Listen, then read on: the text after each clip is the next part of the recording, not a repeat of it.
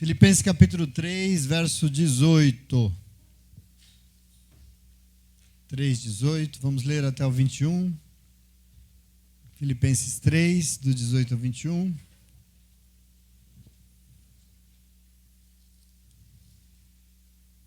Graças a Deus.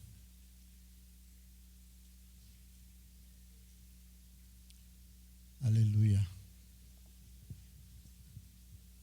Semana passada lemos até o 17. Amém?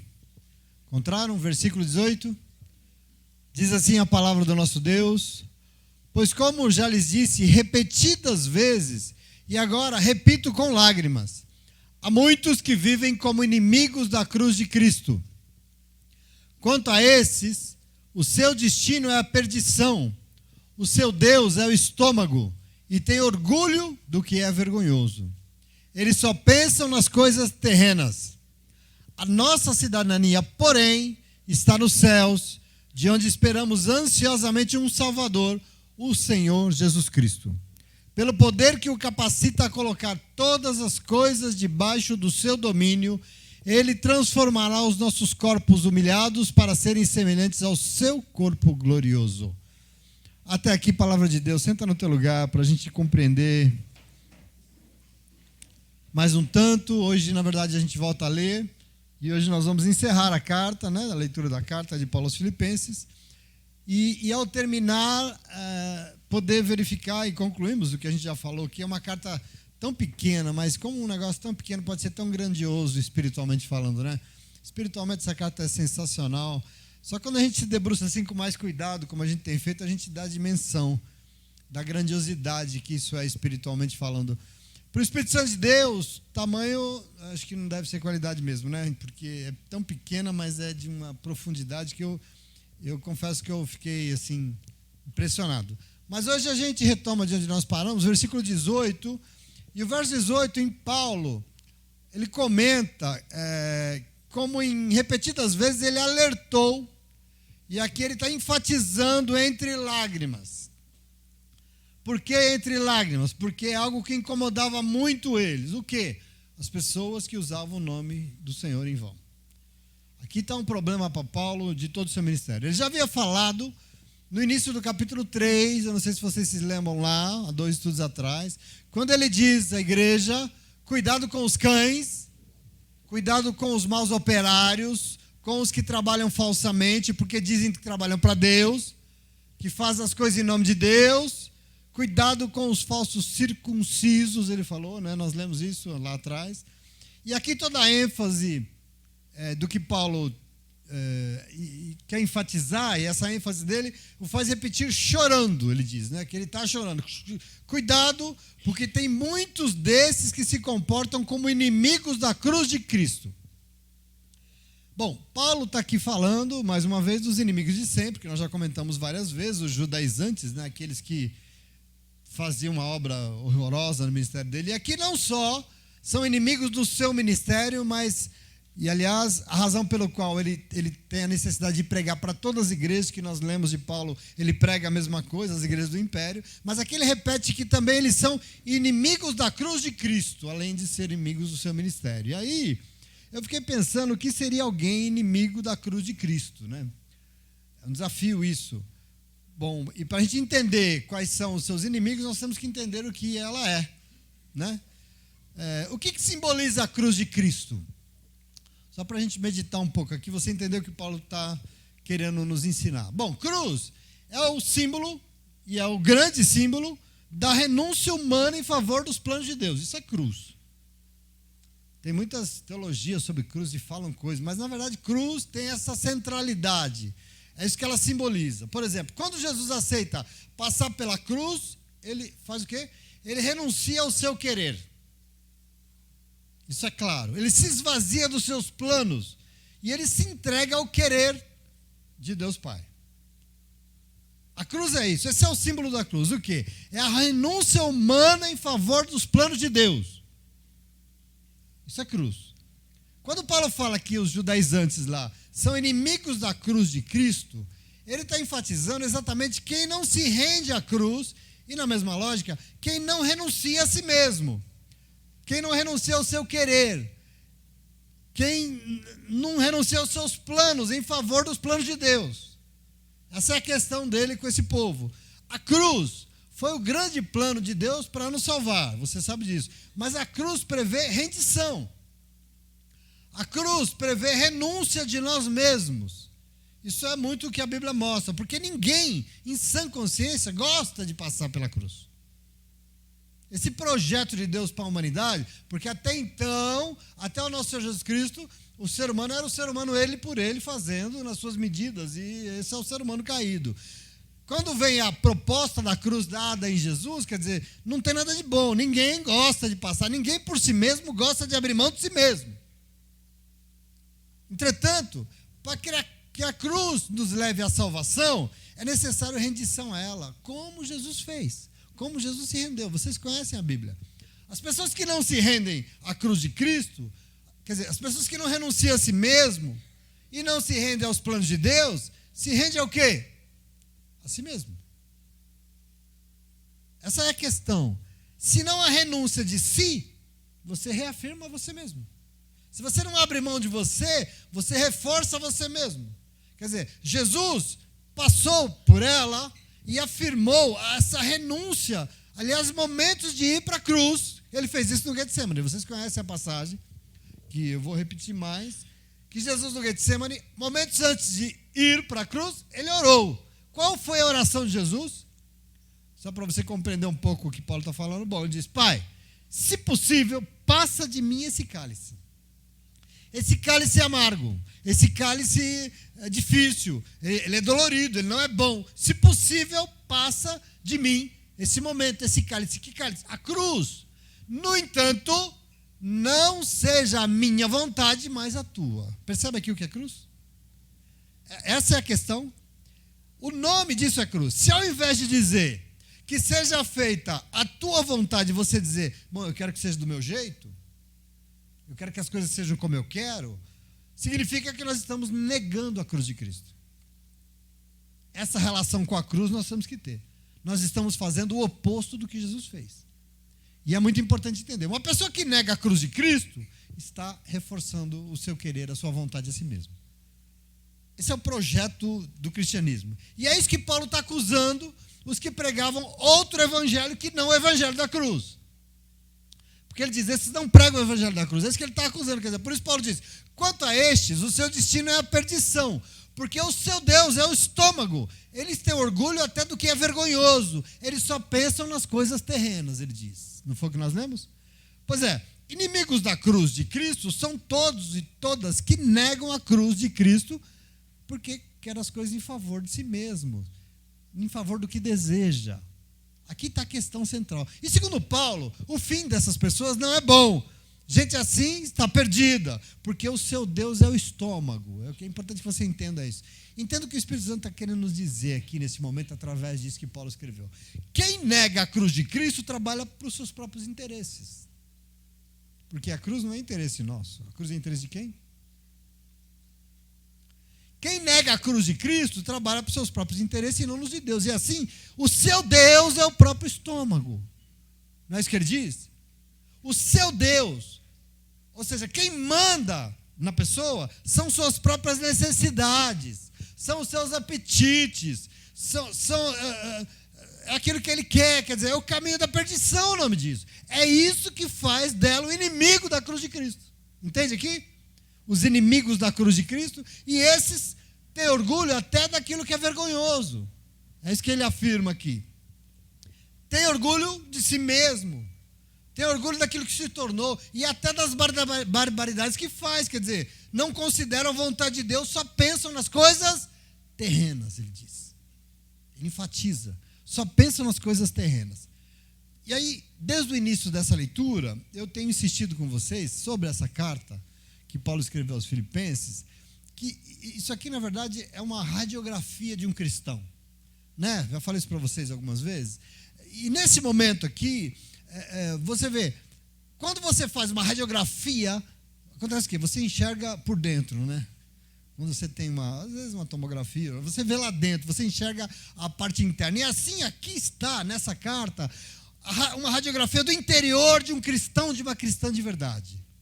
A essência do que a gente entende, quer dizer, cristão e cristã de verdade é alguém que é amigo da cruz de Cristo, que aceita a cruz de Cristo, que aceita tomar a sua cruz, porque tem consciência, inclusive daquilo que Paulo falou em Romanos 5,10, que antes éramos inimigos de Deus, todos nós. Éramos inimigos de Deus, mas nós que já nos rendemos à cruz de Cristo e agora não somos mais contrários aos planos de Deus, porque antigamente a gente conspirava contra o que Deus queria. A gente fazia tudo o contrário do que Deus imaginava. Nós que agora nos rendemos, nós não mais somos contrários à cruz, aos planos de Deus. Nós não trabalhamos contra o que Deus quer fazer. Nós não somos inimigos da cruz de Cristo. Nós somos o quê? Amigos. Amigos de Deus, amigos da cruz de Cristo. Por quê? Ora, porque agora em tudo que eu faço, antes de fazer, eu digo para Deus, Senhor, não é isso que eu quero. Por mim mesmo eu não faço, no entanto que não seja a minha vontade, mas a tua. E eu vou fazer porque o Senhor espera isso de mim. Não se engane, a alma humana, ela está aí. E por nós mesmos, pela nossa vontade, a gente não faz. A gente não faz. E é por isso que nós temos que passar pela cruz. Nós temos que ser amigos dela. Porque é aí que nós vamos falar, Senhor, eu por mim mesmo eu vou lá e dou na cara dele. Mas não é o que o Senhor espera de mim, então eu não vou. Que não seja a minha vontade, mas a tua, em nome de Jesus, amém? Por isso Paulo diz que inimigo é quem está focado somente nas coisas terrenas. Por que ele diz isso? Nos interesses daqui, porque se esquece dos interesses divinos, dos interesses do que Deus espera de nós. Está focado só aqui no que interessa a nós mesmos. Percebe a diferença? Que isso é um inimigo. E como nós aprendemos domingo, muito bem, não é o que nós aprendemos com Jesus, é? Lembra que ele falou, não é isso que vocês aprenderam com Cristo. Porque ele, Jesus, nos ensinou que nós moramos aqui sim. Nós vivemos aqui no mundo, você não vive em Marte, você vive aqui no mundo. Nós somos, como aprendemos segunda-feira aqui, inteiros enquanto nós vivemos aqui. Nós somos íntegros aqui. E o nosso alvo, entretanto, não são as coisas daqui. Apesar de viver aqui, apesar de ser o mais correto possível, o nosso alvo não são das coisas aqui, porque enquanto nós vivemos aqui, nós temos o foco nas coisas do céu. Aqui está uma radiografia de um cristão. É viver aqui, é ser inteiro aqui, é fazer tudo certo aqui, mas com foco. O nosso alvo é aquilo que Deus espera de nós, e não do que nós esperamos, nem que as pessoas esperam de nós. Aqui está a questão central. Paulo diz, a nossa cidadania, porém, está nos céus, de onde nós esperamos ansiosamente um Salvador. Quem? O nosso Senhor e Salvador Jesus Cristo. E aí ele fala assim, pelo poder que o capacita a colocar todas as coisas debaixo do seu domínio, ele transformará os nossos corpos humilhados para que serem semelhantes ao seu corpo glorioso, e glória a Deus por isso. O que Paulo está querendo dizer? Aqueles que são amigos da cruz de Cristo já receberam um Salvador. Tem alguém aqui que já recebeu um Salvador na sua vida? O nosso Senhor Jesus Cristo. E já se renderam a Ele. Então sobre Ele está todo o poder que nós precisamos. Para quê? Para humilhar os nossos corpos e tornar semelhante ao seu corpo glorioso. Olha que maravilhoso que é isso aqui. Isso é sensacional.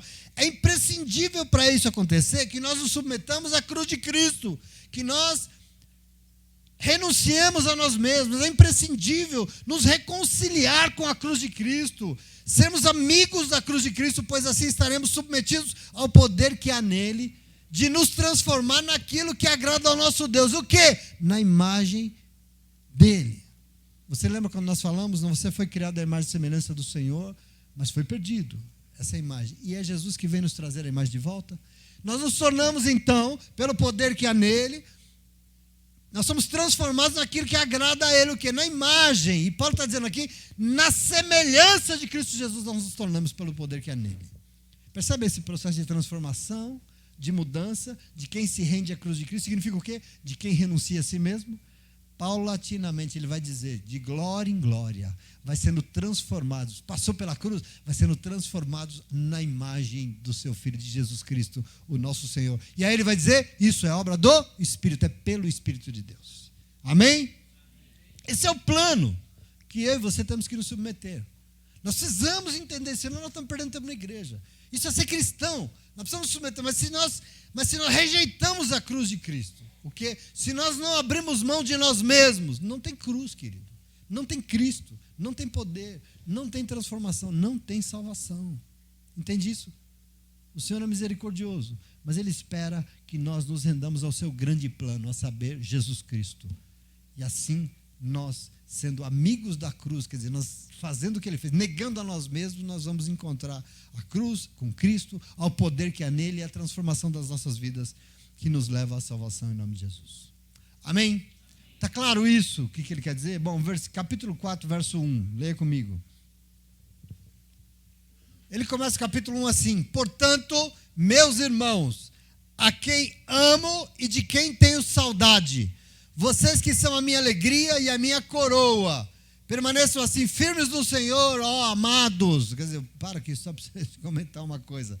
Se alguém aqui tem alguma dúvida do que nós dissemos desde o início dessa leitura, sobre a consideração, sobre o carinho que Paulo tinha com a igreja de Filipos, não tenha dúvida, porque olha isso.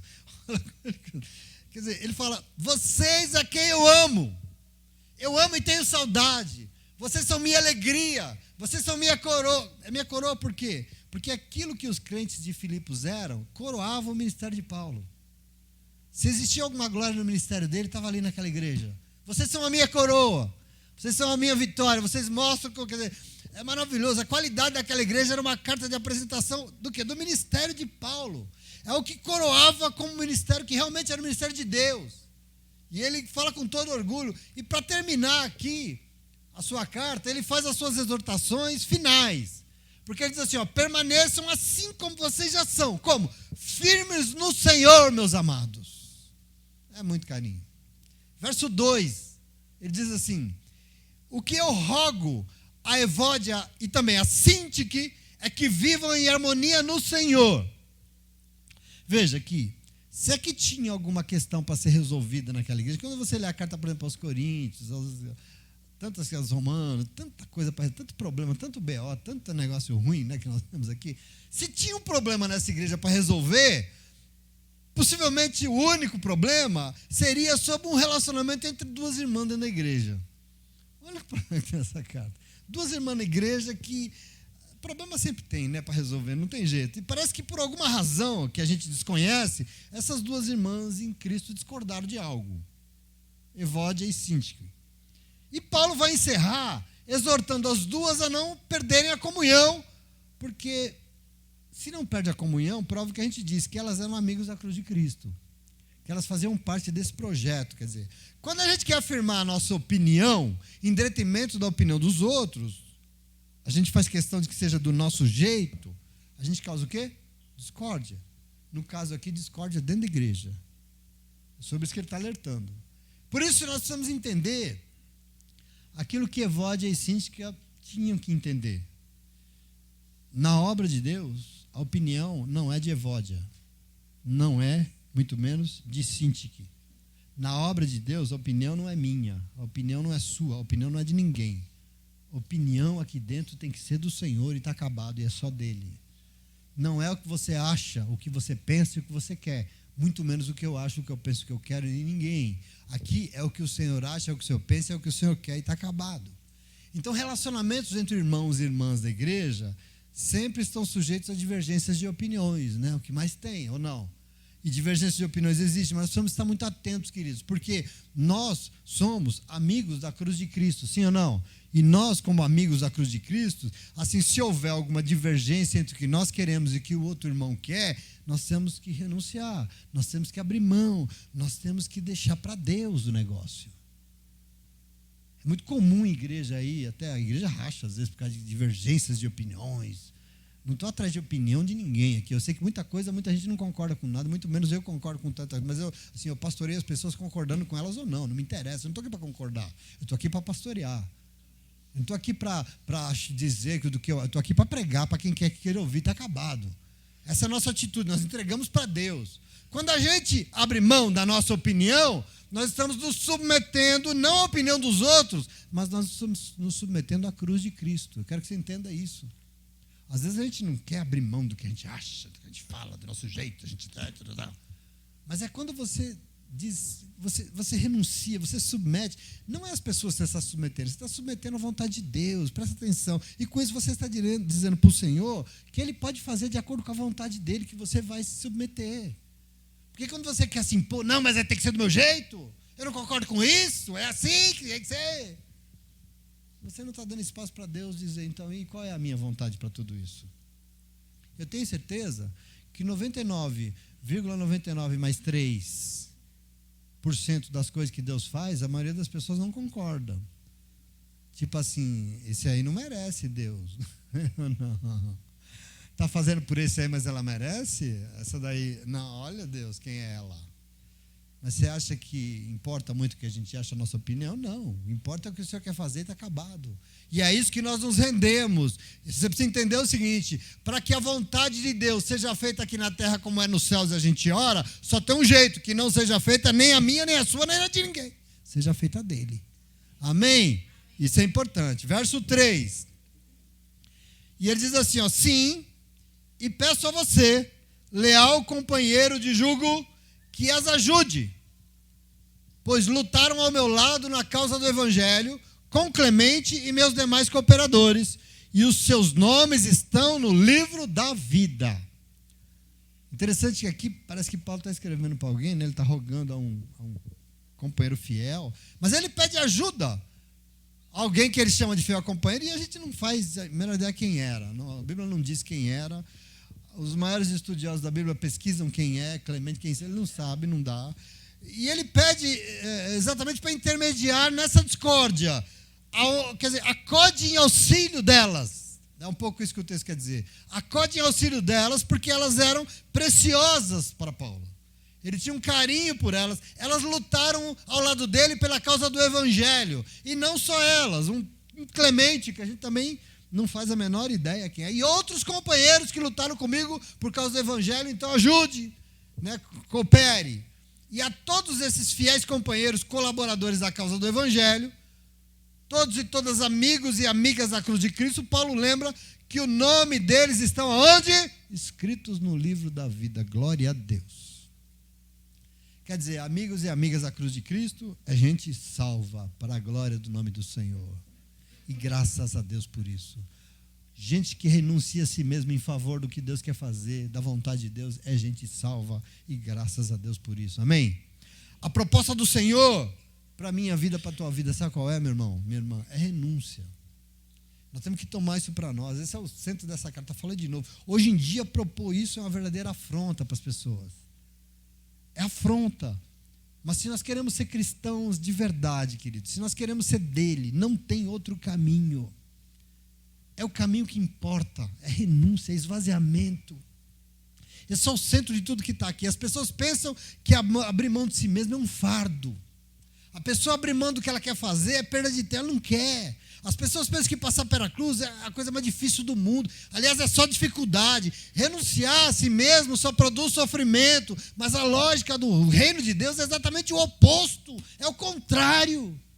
A lógica de Cristo é uma lógica contrária do mundo. Tudo que Cristo fez é um modo dos absurdos. Paulo diz que quando ele pregava no Império Romano, esse Deus que aceitou passar por uma cruz e morrer, era um absurdo. O povo falava, você está doido, Paulo? Isso é absurdo. Como é que um Deus faz isso? Fez porque espera que eu também faça. Então, para as pessoas isso é sofrimento, mas para o reino de Deus não, é o contrário. Presta atenção, renunciar ao nosso querer, para que se cumpra a vontade do Senhor, nos dá galardão. Sabe o que significa galardão? Recompensas. Passar pela cruz, ser amigo da cruz de Cristo, nos dá recompensas celestiais, e a saber a maior de todas elas, nos dá a salvação que todos nós almejamos na vida em nome de Jesus. É caminho de salvação, amém? O nosso nome estará escrito no livro da vida, não sei se você crê nisso. Por isso, Jesus disse em Mateus 16, 25, ele diz assim, aquele e aquela que quiser ganhar a sua vida, ou seja, que não abre mão do que quer, vai perdê-la. Quem quer ganhar a sua vida, quem quer ser do seu jeito, vai perder. Mas quem aceitar ser amigo da cruz de Cristo, se aceitar perder a sua vida por amor a Jesus, esse ou essa vai achar o que é vida de verdade aqui, enquanto estiver aqui e quando morrer e for para a glória. Aquele que quiser ganhar a sua vida vai perder, mas aquele que perder a sua vida, o que é perder a vida? É abrir mão dela, é renunciar, entregar, por amor a Jesus Cristo. Esse vai saber o que é viver de verdade. Aqui está a lógica do Evangelho, é maravilhoso. Sim ou não? Verso 4, leia comigo. Até o 7. E aí ele vai dizer: alegrem-se sempre no Senhor, e novamente eu direi a vocês, alegrem-se. Seja a amabilidade de vocês conhecida por todos. Perto está o Senhor. Repete comigo. Perto está o Senhor. Não andem ansiosos por coisa alguma. Vou começar a xingar agora, hein? Palavrão. Não andem ansiosos por coisa alguma, mas em tudo, pela oração e súplicas, com ação de graças, apresentem seus pedidos a Deus. E a paz de Deus, que excede todo entendimento humano, guardará os seus corações e as suas mentes em Cristo Jesus. Precioso demais isso, né? Isso é um tesouro. Povo que é amigo da cruz de Cristo é povo feliz. Por isso nós temos que nos alegrar. E ele insiste novamente, eu vou enfatizar. De novo eu vou dizer para você, alegrem-se. Sejam felizes. Para quê? Para que todos possam ver em vocês o quê? O amor. Tem que ver o amor em vocês. E é interessante, porque que todos possam ver a vossa amabilidade. Sabe o que é amabilidade? É a capacidade de amar e ser amado. De ser amável. De ser amado e de amar. Nossa capacidade de... E quando eu digo para você que é a nossa capacidade de amar e ser amado, é a mesma coisa dizer que todos têm que ver em nós o Deus que é amor. Se as pessoas têm que olhar para mim e ver a minha capacidade de amar e ser amado, tem que ver quem em mim? Deus. Ou não? Afinal de contas, Ele é amor. Seja a amabilidade de vocês conhecida por todos. O que? Todos têm que ver a capacidade que vocês têm de amar, porque perto está o Senhor. Presta atenção. O povo de Deus que é amigo da cruz de Cristo é povo que tem alguém por perto. Quem é por perto? O Senhor. Daqueles e daquelas que são amigos da cruz de Cristo, que não negam a cruz de Cristo, aliás, negam a si mesmos e se rendem à cruz. Para quem acha que serve a um Deus que é distante, ai, pastor, Deus não fala comigo, ai, pastor, Deus não me escuta, ai, entenda que Ele é distante mesmo, e Ele é, sabe quem é inimigo da cruz de Cristo, isso eu tenho certeza, mas para quem se nega, para quem renuncia a si mesmo, para que a vontade de Deus seja feita. Esse conta com o Senhor sempre por perto. Presta atenção. Perto está o Senhor. E quando Ele está pertinho de nós, quem olhar para nós vai ver o quê? Todo o amor que move as nossas vidas, sim ou não. Não pode ver intolerância, julgamento. Tem que ver a nossa amabilidade. Por quê? Porque tem alguém aqui perto. E eu tenho que refletir esse alguém que está perto. Amém? Quem tem um Deus pertinho assim, é ansioso. Por quê? Porque não fica ansioso?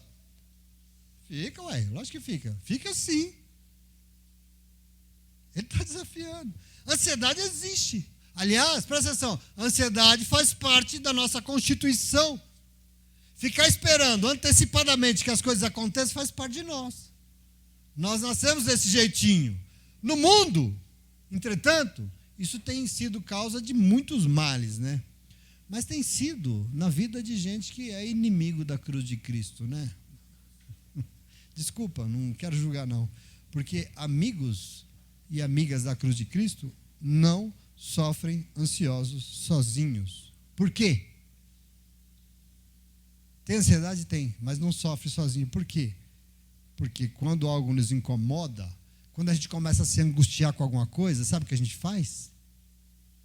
Em tudo, pela oração e súplicas, com ação de graças, apresentamos os nossos pedidos e a nossa vida a... Eu não quero julgar, eu sei que a ansiedade existe. Aliás, hoje em dia, a pergunta é, a ansiedade tem cura? Dizem por aí que não. Na verdade, queridos, o que as pessoas estão vivendo aí, dizem que 70% das pessoas do planeta têm algum tipo de ansiedade, não, de descontrole e ansiedade. Isso é terrível. Isso tem piorado dia após dia.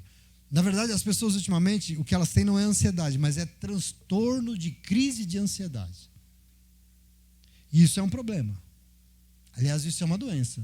Isso carece cuidado, atenção, carinho, não pode ser tratado de qualquer jeito. Isso é muito comum hoje em dia. Aliás, leva a ataques de pânico, transtorno obsessivo compulsivo, tem uma coisa que chama transtorno de estresse pós-traumático.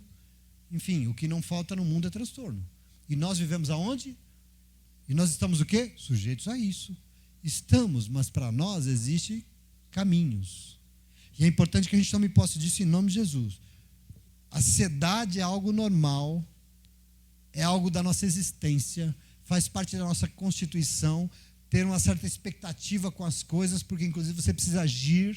Então você já planeja, você pré-ocupa a sua cabeça com alguma coisa, certo? Mas o problema aqui é que ela está virando uma doença muito grave, uma coisa descontrolada. Virou assim. Eu queria que você hoje parasse e visse o privilégio que nós temos, porque nós nos rendemos à cruz de Cristo. E quando você se rende à cruz de Cristo, eu queria dizer para você, existe cura para isso sim, em nome de Jesus. E eu não sei se a cura é o comprimido, não. Eu respeito o comprimido também, porque ele nos ajuda a enfrentar muitas misérias e nos cura de muita coisa. Eu também tomo comprimido, entendeu? Mas eu quero dizer uma coisa para você. Para isso aqui, comprimido não te cura de nada. Me desculpa os psicanalistas que eu respeito, mas assim, todo psicanalista que eu vejo dar um remédio, um comprimido para uma pessoa nesse estado, para de tomar, volta tudo. Tem que ter outro caminho. E eu queria dizer para você que é amigo da cruz de Cristo, que é amiga da cruz de Cristo, tem cura para você em nome de Jesus. Qual? Primeiro, orar a Deus. Eu estudei psicologia na escola com uma doutora muito capaz, e ela era pastora. E um dia ela deu uma aula sobre os benefícios da oração na perspectiva da psicologia. Não só na perspectiva espiritual, que é maravilhoso você se aproximar e conversar com Deus, isso te prende, mas assim, na perspectiva da psicologia, de quem realmente leva isso a sério, oração é uma tremenda ferramenta terapêutica. Oração cura, oração desabafa, oração bota para fora demônio, oração é maravilhoso. Então a primeira coisa que Paulo diz aqui, orar a Deus e depois agradecer ao Senhor por tudo que Ele é.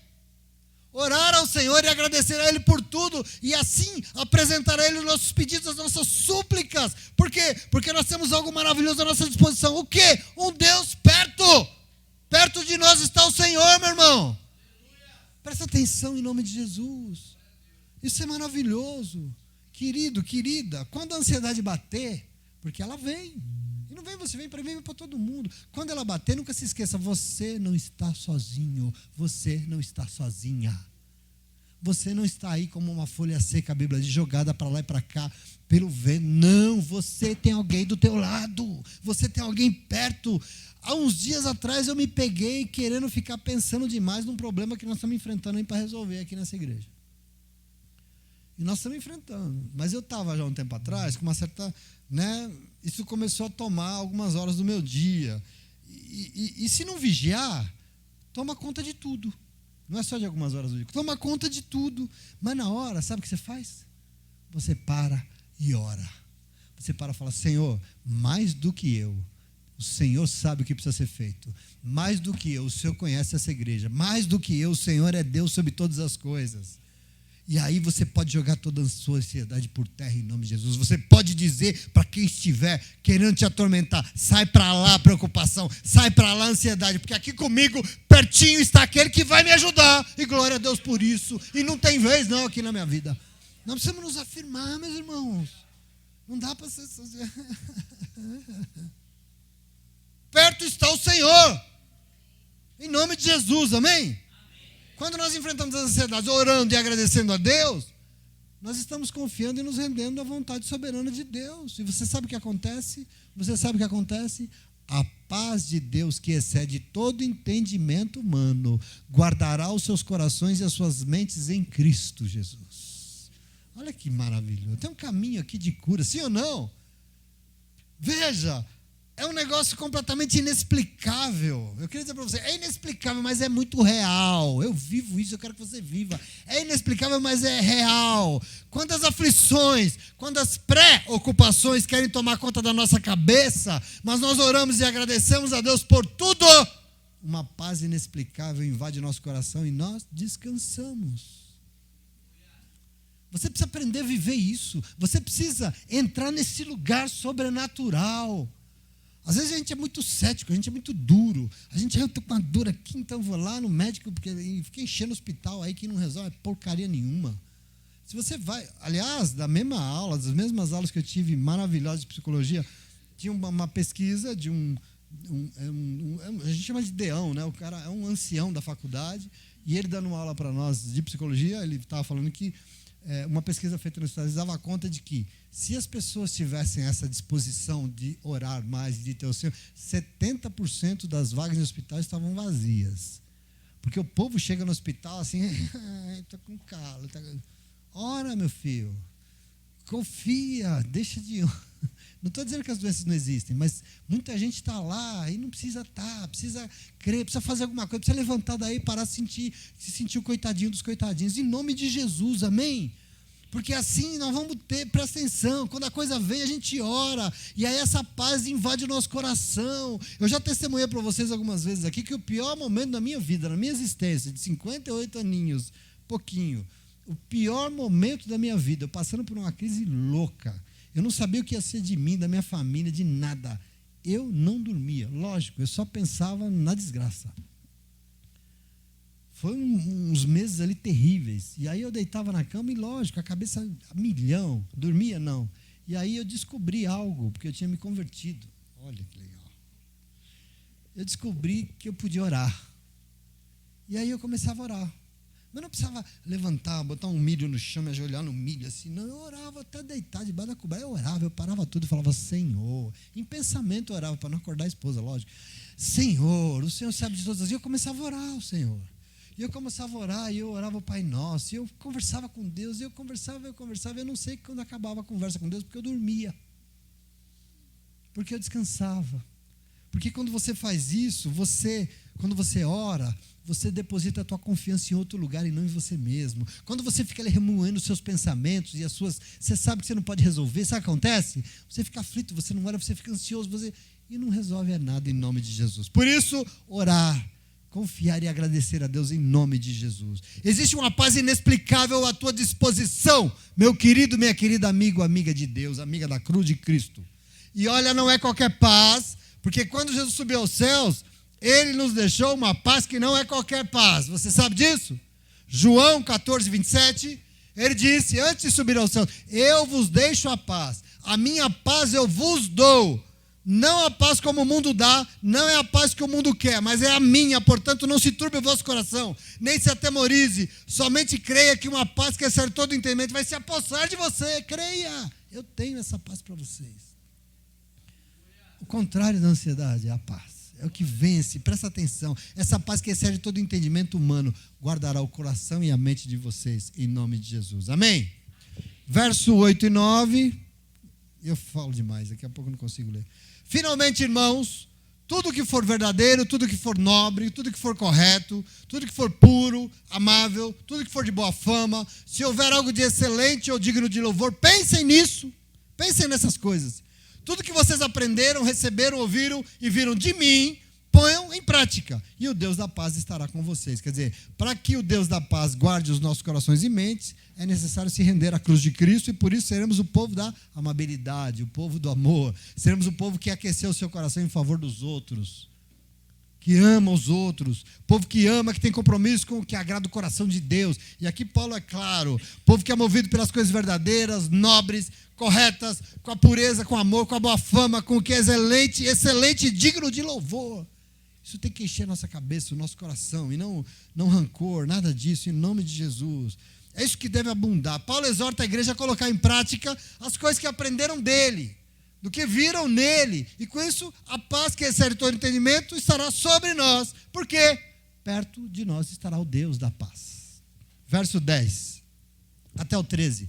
Alegro-me grandemente no Senhor, porque finalmente vocês renovaram o seu interesse por mim. De fato, vocês já se interessavam, mas não tinham oportunidade de demonstrá-lo. Não estou dizendo isso porque esteja necessitado, pois aprendi a adaptar-me a toda e qualquer circunstância. Sei o que é passar necessidade e sei o que é ter fartura. Aprendi o segredo de viver contente em toda e qualquer situação, seja bem alimentado, seja com fome, tendo muito ou passando necessidade. Por quê? Tudo posso naquele que me... Você gosta disso, né? Ele reforça aqui os motivos lá do início da sua carta. Quer dizer, principalmente ele quer encerrar aqui agradecendo de novo todo o empenho da igreja em ajudar ele financeiramente. Ele já tinha falado isso, lembra? Não só uma vez, várias. Aqui Paulo demonstra o que significa alguém que é amigo da cruz de Cristo. Alguém que ora e agradece a Deus por tudo, porque Paulo afirma que recebeu a ajuda financeira dos irmãos. Lembra que Epafrodito, que ele fala aqui, tinha ido lá, Paulo estava na cadeia passando necessidade, a igreja juntou o dinheiro das ofertas e mandou Epafrodito levar para ele e ficar lá com ele, ajudando Paulo. Pois é, Paulo preso, cheio de privações, recebe de muito bom grado, de muita felicidade as ofertas, não tanto pelas ofertas ele se alegra, mas por quê? Pelo compromisso, pelo envolvimento, pelo empenho dos irmãos com ele. Isso é motivo de alegria. Por isso ele diz que toda a alegria dele era pelo interesse da igreja por ele, que foi em diversas oportunidades. E ele insiste que não é pelas ofertas, mas é porque ele aprendeu a agradecer e adaptar-se a toda e qualquer circunstância. Ele já tem fartura, mas já passou necessidade. E ele aprendeu um segredo. Eu quero que você guarde esse segredo no bolso da tua calça aí hoje e leve para a tua casa. Um segredo que atrai Deus para perto. Ele aprendeu o segredo de estar contente e agradecido em qualquer situação. Seja alimentado ou com fome, tendo muito ou não tendo nada. Por quê? Que segredo é esse? Saber que tudo ele pode naquele que o fortalece. Se eu estou com muita grana, eu posso nele que me fortalece, porque foi ele que me ajudou. Se eu não tenho nada, eu posso tudo nele que me fortalece, porque ele vai me ajudar. Tudo posso naquele que me fortalece. Saber que quando Deus está perto, nós vamos poder vencer e superar toda e qualquer situação. Mas para vencer, presta atenção aqui no segredo. O que ele está querendo dizer aqui? Para vencer, nós não podemos colocar o foco nas situações, mas no Deus que nos fortalece. Você entende isso? Essa é a questão de Paulo. Quero que você receba esse segredo maravilhoso para a tua vida hoje. Veio das mãos do Espírito Santo de Deus para você nessa noite. Nesse mundo você vai ter alegria e você vai ter tristeza. Presta atenção. Nesse mundo, a vida é assim, tem abundância, mas tem momentos de necessidades. Esse é o mundo que você vive. As circunstâncias mudam. Só que o povo de Deus tem um segredo na sua mão. O quê? Serve a um Deus que não muda nunca. Serve a um Deus que não muda nunca. Portanto, nós não colocamos o foco da nossa vida nas circunstâncias. Por quê? Porque elas mudam. Uma hora está aqui, daqui a pouco está lá. Você está olhando para cá, daqui a pouco não está mais. Elas mudam. Não sofremos ansiosos pelas circunstâncias. Nós colocamos o nosso foco no Deus que não submete a nenhuma circunstância, que é Deus acima de todas elas. A Bíblia fala em Malaquias 3,6, o Senhor diz, porque eu, o Senhor, não mudo. Tiago 1,17 diz, Deus é o Pai das luzes, em quem não há mudança, nem sombra nenhuma de variação. Ele não muda, ele não tem constância. Ele não está sujeito às circunstâncias da vida, ele. E por isso eu quero que você tome posse desse segredo hoje, independente da situação, independente da circunstância. Viva contente e agradecido a Deus por tudo. E quando eu falo tudo, é pelo bom e pelo ruim também. Viva alegre e contente, porque com ele por perto, todas as coisas vão cooperar para o teu bem. Todas, em nome de Jesus. Eu quero que você viva isso, acredita em mim. Nos piores momentos, se a gente coloca essa fé no Senhor, as coisas ruins colaboram e isso nos ajuda a melhorar. E a vida é outra. Eu quero que você acredite nisso. Você pode tudo? Você não. Mas Ele pode te fortalecer em todas e qualquer circunstâncias. E quando Ele te fortalecer, vai poder se levantar o que for. Você vai vencer em nome de Jesus. Amém? Porque Ele e eu tudo posso nele que me fortalece. A minha força vem dele, não vem de lugar nenhum. E para encerrar, versículo 14. Apesar disso, eu vou só encerrar, tá bom? Tenha paciência aí, é rápido. Vocês fizeram bem em participar das minhas tribulações. Como vocês sabem, Filipenses, nos seus primeiros dias no Evangelho, quando parti da Macedônia, nenhuma igreja partilhou comigo no que se refere a dar e receber, exceto vocês. Pois estando eu em Tessalônica, vocês me mandaram ajuda, não apenas uma vez, mas duas, quando tive necessidade. Não que eu esteja procurando ofertas, mas eu quero o que pode ser creditado na conta de vocês. Glória a Deus. É maravilhoso, sim ou não? Um encerramento abençoador aqui. Ele quer encerrar abençoando. Todo o empenho, todo o cuidado, todo o envolvimento da igreja, desde o primeiro momento de conversão na beira do rio. Lembra? Na beira do rio? Lembra?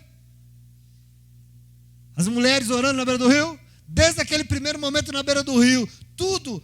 As ofertas financeiras que socorreram a obra de Deus, que socorreram o ministério de Paulo em várias oportunidades. Socorro, aliás, que só eles tiveram o cuidado de dar, porque ele diz aqui, nenhuma outra igreja teve esse cuidado que vocês tiveram, somente vocês. Servia no céu, servia para Deus como um crédito para os irmãos. Quer estar no vermelho com Deus ou quer estar no azul? Quer ter saldo lá no céu?